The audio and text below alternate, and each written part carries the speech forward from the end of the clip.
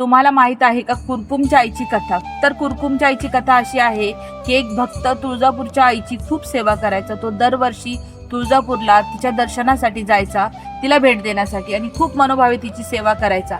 तर असे वर्षानुवर्ष गेले आणि त्याच्यानंतर एका वेळेस असं की त्याचं वय झालं, त्याच्यामुळे त्याला जाता येत नव्हतं. तर त्याला खूप दुःख वाटले. त्याच्यामुळे तो तुळजापूरच्या आईला बोलला की आई, आता मी थोडंसं म्हातारं झालेले आहे, ते पाय पण दुखत आहेत, तर तुझ्या भेटीसाठी मी येऊ शकत नाही. तर त्यावेळेस देवी म्हणले, चल ठीक आहे की मी तुझ्या सोबत येईल.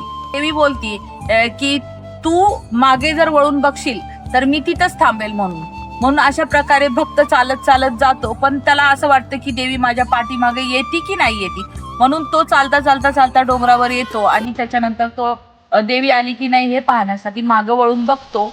तर देवी तिथंच थांबून जाते गडावरती. अशी आख्यायिका आहे. तुळजापूरची आई ही साक्षात तिथं फिरत फिरत आल्याने फिरंगाई बनलेली आहे. तर कुरकुमच्या देवीला जा आणि तुम्ही ही नक्की भेट द्या आणि तिथं दर्शन घेऊ शकता.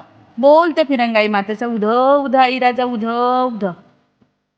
रक्तजननी तव धरणी